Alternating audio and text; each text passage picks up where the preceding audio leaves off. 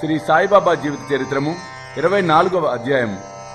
బాబా హాస్యము, చమత్కారము, శనగల లీల. హేమాడ్ పంతు, సుధామ, అన్నా చించినేకర్, మావిసాబాయ్ కథలు ఈ అధ్యాయంలో మనం శ్రవణం చేయబోతున్నాం. ప్రస్తావన: ఈ అధ్యాయంలో గాని వచ్చే అధ్యాయంలో గాని ఫలానిది చెప్పేదమనుట ఒక విధంగా అహంకారమే. మన సద్గురుని పాదములకు అహంకారమును సమర్పించిన గాని మన ప్రయత్నమందు జయమును పొందము. మనము అహంకార రహితులమైనచో మన జయము నిశ్చయము. సాయిబాబాను పూజించుటే ఇహపర సౌఖ్యములు రెంటిని పొందవచ్చును. మన మూల ప్రకృతి యందు పాతుకొని శాంతి సౌఖ్యములను పొందదము. కాబట్టి ఎవరైతే క్షేమమును కోరెదరో వారు గౌరవ ఆదరములతో సాయిబాబా లీలలను వినవలెను, మననము చేయవలెను. దీనిని నెరవేర్చినచో వారు సులభముగా జీవిత పరమావధిని పొందెదరు, తుదకు మోక్షానందమును పొందెదరు. సాధారణముగా అందరూ హాస్యము, చమత్కారమన్నా ఇష్టపడెదరు, కాని తాము హాస్యాస్పదులగుట ఇష్టపడరు. కాని బాబా చమత్కార మార్గము వేరు. అది అభినయముతో కూడినప్పుడు చాలా సంతోషముగా నీతిదాయకముగా ఉండేటిది. కావున ప్రజలు తాము వెక్కిరింతల పాలైనప్పటికీ అంతగా బాధపడేవారు కారు. హేమాడ్ పంతు తన విషయమునే ఈ క్రింద విధముగా తెలుపుచున్నాడు. శనగల కథ. సిరిడిలో ఆదివారం నాడు సంత జరిగేటిది. చుట్టుప్రక్కల పల్లెల నుండి ప్రజలు వచ్చి వీధులలో దుకాణములు వేసుకొని వారి సరుకులను అమ్ముచుండెడివారు.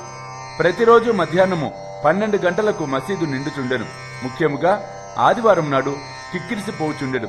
ఒక ఆదివారం నాడు హేమాడ్ పంతు సాయిబాబా ముందు కూర్చొని బాబా పాదములు ఒత్తుచూ మనస్సునందు జపము చేయుచుండెను. బాబా ఎడమవైపు శ్యామ, కుడివైపు వామన్రావు ఉండిరి. శ్రీమాన్ బుట్టి, కాకాసాహెబ్ దీక్షిత్ మొదలగు వారు కూడా ఉండిరి. శ్యామ నవ్వుచూ అన్నా సాహెబ్తో, నీ కోటుకు శనగ గింజలు అంటినట్లున్నాయే చూడు అనెను. అట్లనుచు హేమాడ్ పంతు చొక్కా చేతులను తట్టగా శనగ గింజలు నేల రాలెను. హేమాడ్ పంతు తన చొక్కా ఎడమ చేతి ముందు భాగమును సాచెను. అందరికీ ఆశ్చర్యం కలుగునట్టు కొన్ని శనగ గింజలు క్రిందికి దొర్లుట ప్రారంభించెను. అక్కడున్న వారు వానిని ఏరుకొండి. ఈ సంఘటనము హాస్యమునకు తావిచ్చెను. అక్కడున్న వారందరూ ఆశ్చర్యపడిరి.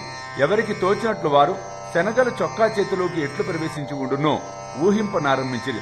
శనగలు చొక్కాలో ఎట్లు దూరి అచట నిలువగలిగినవో హేమాడ్ పంతు కూడా గ్రహింపలేకుండెను.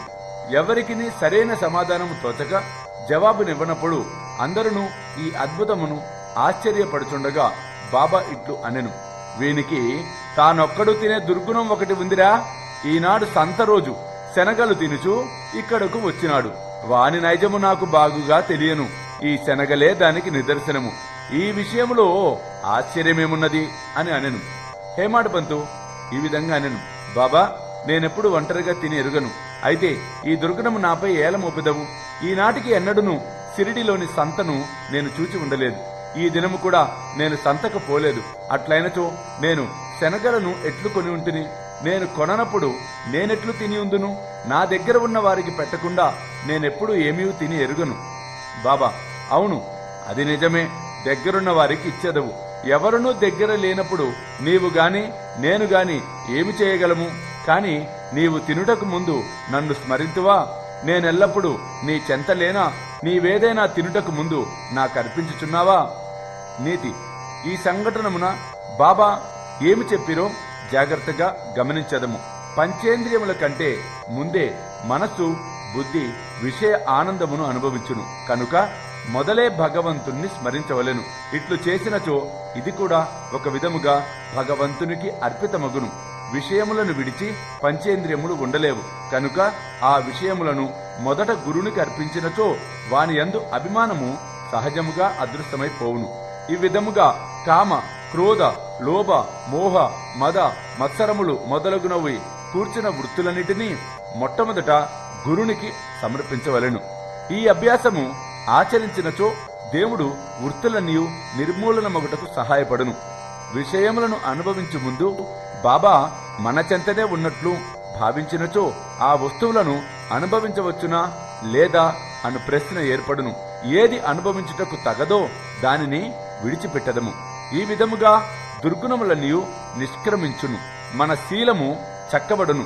గురువునందు ప్రేమ వృద్ధి పొందును. శుద్ధ జ్ఞానము మొలకెత్తును.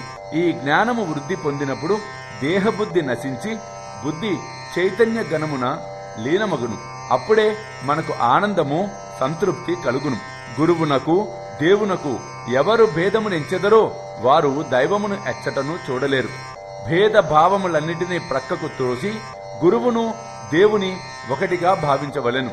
ఈ ప్రకారముగా గురుని సేవించినచో భగవంతుడు నిశ్చయముగా ప్రీతి చెందును. మన మనస్సులను స్వచ్ఛము చేసి ఆత్మ సాక్షాత్కారమును ప్రసాదించును. క్లుప్తముగా చెప్పునది ఏమనగా, మనము గురువుని స్మరించనిదే ఏ వస్తువును పంచేంద్రియములతో అనుభవించరాదు. మనస్సుని ఈ విధంగా శిక్షించినచో మనమెల్లప్పుడూ బాబాను జ్ఞప్తి అందించుకొనేదము. మనకు బాబా ధ్యానమెన్నో రెట్లు వృద్ధి పొందును. బాబా సగుణ స్వరూపము మన కండ్ల ఎదుట నిలుచును. అప్పుడు భక్తి, వైరాగ్యము, మోక్షము మన వశమగును. మన మనస్సునందు బాబాను ఎప్పుడైతే నిలుపగలమో అప్పుడు మన ఆకలిని, పిపాసనను, సంసారమును మరచెదము. ప్రపంచ సుఖములందుగల అభిమానము, అభిలాష నశించి మన మనస్సులు శాంతిని, ఆనందమును పొందును. సుధాముని కథ. పై కథ చెప్పుచున్నప్పుడే హేమాడ్ పంతుకు సుధాముని కథ జ్ఞప్తికి వచ్చెను. అందులో కూడా ఇదే నీతి ఉన్నది కనుక దానిని ఇక్కడ చెప్పుచున్నాను. శ్రీకృష్ణుడు, అతని అన్న బలరాముడు, మరి ఒక సహపాఠి సుధాముడు అనువాడు గురువగు సాందీపని ఆశ్రమములో నివసించుచుండిరి. శ్రీకృష్ణ బలరాములను అడవికి పోయి కట్టెలు తీసుకొని రమ్మని గురువు పంపెను. సాందీపని భార్య సుధాముని కూడా అదే పని మీద ముగ్గురి కొరకు శనగలిచ్చి పంపెను. కృష్ణుడు సుధాముని అడవిలో కలిసి ఇట్లనెను, దాదా, నాకు నీళ్లు కావలెను, నాకు దాహం వేయుచున్నది. సుధాముడు పుత్తకడుపుతో నీరు త్రాగకూడదు కనుక కొంత తడవాగుట మంచిది అనెను. కాని తన వద్ద శనగలు ఉన్నవని కొంచెము తినుమని కూడా అనలేదు. శ్రీకృష్ణుడు అలసి ఉండుటచే సుధాముని తొడపై తల ఉంచి గుర్రు పెట్టుచు నిద్రపోయెను. ఇది కనిపెట్టి సుధాముడు తన జేబులోని శనగలు తీసి తినుటకు ఆరంభించెను. హఠాత్తుగా శ్రీకృష్ణుడు ఇట్లనెను, దాదా, ఏమి తినుచుంటివి? ఎక్కడి నుంచి ఈ శబ్దము వచ్చుచున్నది? సుధాముడు ఇట్లనెను, తినుటకేమున్నది, నేను చలితో వణుకుచున్నాను, నా పండ్లు కటకటామనుచున్నవి, భగవన్నామ స్మరణమే సరిగా ఉచ్చరించలేకున్నాను.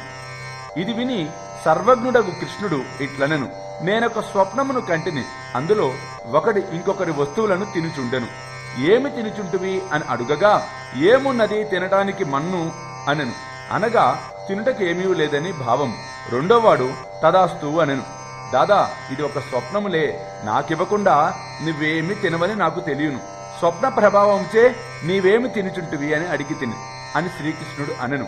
శ్రీకృష్ణుడు సర్వజ్ఞుడని గాని అతని లీలలు గాని తెలిసి ఉన్నచో సుధాముడు అట్లు చేసి ఉండడు. కాబట్టి అతడు చేసిన దానిని తానే అనుభవింపవలసి వచ్చెను. శ్రీకృష్ణుని ప్రియ స్నేహితుడైనప్పటికీ అతని ఉత్తరకాలమంతయు గర్భదారిద్ర్యముచే బాధపడవలసి వచ్చెను. కొన్నాళ్లకు భార్య కష్టము చేసి సంపాదించిన పిడికెడు అటుకులు సమర్పించగానే శ్రీకృష్ణుడు సంతసించి ఒక బంగారు పట్టణము అనుభవించుటకు ఇచ్చెను. ఎవరైతే దగ్గర ఉన్న వారికేకుండా తిను అలవాటుండునో వారు దీనిని జ్ఞప్తి అందించుకొనవలెను. శృతి కూడా దీనినే నొక్కి చెప్పుచున్నది. మొదట భగవంతునికి సమర్పించి ఆ భుక్త శేషమునే మనము అనుభవించవలెను. బాబా కూడా దీనినే హాస్య రూపముగా యుక్తితో బోధించెను. అన్నా చించనీకరు, మావిసి బాయి. హేమాడ్ పంతు ఇచ్చట ఇంకొక హాస్య సంఘటనను, అందులో బాబా చేసిన మధ్యవర్తిత్వమును వర్ణించెను. దామోదర్ ఘనశ్యామ్ బాబ్రే ఉరఫ్ అన్నా చెంచనీకర్ అను భక్తుడొకడు కలడు. అతడు సరళుడు, మోటువాడు, ముక్కుసూటిగా మాట్లాడువాడు. ఎవరిని లక్ష్య పెట్టువాడు కాదు. ఉన్నదున్నట్లు చెప్పేవాడు. ఎప్పటిదప్పుడే తేల్చువాడు. బయటకి కఠినుని వలెను, హఠము చేయువాని వలెను కాన్పించినను వాడు మంచి హృదయము కలవాడు. నక్కజిత్తుల వాడు కాడు. అందుచే బాబా వాణిని ప్రేమించుచుండెను. అందరూ సేవ చేయునట్లే అతడు కూడా మధ్యాహ్నము బాబా ఎడమ చేతిని తోముచుండెను. కుడివైపున ఒక ముసలి వితంతువు వేణుబాయ్ కౌజల్గి అను ఆమె ఉండెను. ఆమెను బాబా అమ్మా అని పిలుచుచుండెను. ఇతరులు మావిసీబాయి అని పిలిచెడివారు. ఆమె కూడా బాబాను సేవించుచుండెను. ఈమెది స్వచ్ఛమైన హృదయం. ఆమె బాబా నడుమును, మొలను, వీపును తన 2 చేతుల వ్రేళ్లు అల్లి దానితో నొక్కుచుండెను. ఆమె దీనిని అతి తీవ్రముగా చేయుచుండెను. బాబా వీపు, కడుపు కలిసిపోవునట్లు కాన్పించుచుండెను. ఇంకొక ప్రక్క అన్నా తోముచుండెను. మావిసాబాయి ముఖము క్రిందకు మీదకు అగుచుండెను. ఒకసారి ఆమె ముఖము అన్నా ముఖమునకు చాలా దగ్గరగా పోయెను. హాస్యమాడు నైజము కలది అగుటచే ఆమె ఇట్లనెను, ఓహో, ఈ అన్న ఎంత చెడ్డవాడు, నన్ను ముద్దు పెట్టుకొనుటకు యత్నించుచున్నాడు. ఇంత ముసలవాడైనప్పటికీ నన్ను ముద్దు పెట్టుకోవడానికి సిగ్గులేదా అనెను. అన్నాకు కోపం వచ్చెను. చొక్కా చేతులు పైకెత్తి అతడు ఇట్లనెను, నేను ముసలివాడను, దుర్మార్గుడను అనుచున్నావే? నేను వెర్రివాడనా? నీవే కలహమునకు కాలు దురుపుచున్నావు. అక్కడున్న వారందరూ ఈ ముసలివాండ్ర కలహమును చూచి నవ్వుచుండిరి. బాబా ఇద్దరిని సమానముగా ప్రేమించేవారు కనుక ఇద్దరిని ఓదార్చవలను అని తలచి ఈ క్రింది విధముగా నేర్పుతో సమాధానపరిచెను. బాబా ప్రేమతో, ఓ అన్నా, ఎందుకయ్యా అనవసరంగా గోల చేయుచున్నావు? తల్లిని ముద్దు పెట్టుకొనినచో దానిలో అనౌచిత్యమేమి అనెను. బాబా మాటలు విని ఇద్దరూ సంతృప్తి చెందిరి. అందరూ సరదాగా నవ్విరి. బాబా చమత్కారమునకు హృదయానంద పూరితులైరి. బాబా నైజము భక్తపరాయణత్వము. బాబా తన భక్తులను వారి వారి ఇష్టానుసారము సేవ చేయుటకు అనుమతించుచుండెను. దీనిలో ఇతరుల జోక్యము కలుగ చేసుకున్నటకు బాబాకు ఇష్టము లేదు. ఒక ఉదాహరణము ఇచ్చెదను. ఈ మావిసి బాయియే ఇంకొకప్పుడు బాబా పొత్తి కడుపును తోముచుండెను. ఆమె ప్రయోగించు బలము చూచి ఇతర భక్తులు ఆతురపడిరి. వారు ఇట్లనిరి, అమ్మా అమ్మా, ఏమిటమ్మా అలా తోముతావు? కొంచెం మెల్లగా తోమమ్మా. బాబా కడుపులోని ప్రేగులు నరములు తెగిపోతాయేమోనమ్మా. ఇట్లనగానే బాబా వెంటనే లేచి కోపముతో సటకాను నేలపై కొట్టెను.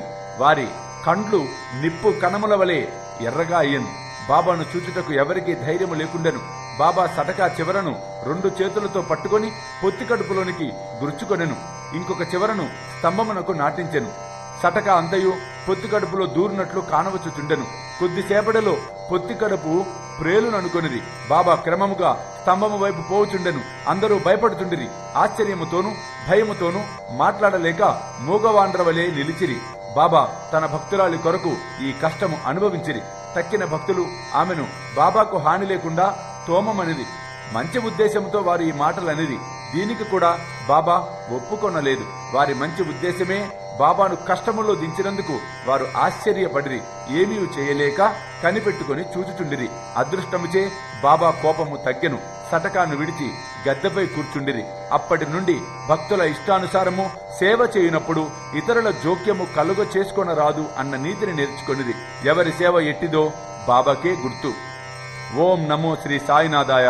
శాంతి శాంతి శాంతి. 24వ అధ్యాయం సంపూర్ణం. సర్వం శ్రీ సాయినాథార్పణమస్తు.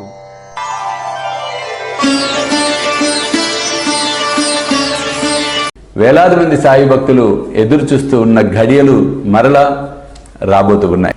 స్వామీజీతో షిరిడి యాత్ర సెప్టెంబర్ 5 గురువారం నాడు బయలుదేరతాం. సెప్టెంబర్ 6, 7, 8 షిరిడిలో వేలాది మంది సాయి భక్తులతో ఈసారి ప్రపంచవ్యాప్తంగా ఉన్న సాయి భక్తులందరినీ కూడా మేము ఇన్వైట్ చేస్తున్నాం ఈ గొప్ప కార్యక్రమానికి. కాబట్టి మీరు నాతో రావాలి, ఈ యాత్రలో పాలు పంచుకోవాలి అనుకుంటే త్వరితగతిన కింద కనిపిస్తున్న ఫోన్ నెంబర్స్కి ఫోన్ చేసి మీ టికెట్స్ రిజర్వ్ చేసుకునే ప్రయత్నం చేయండి.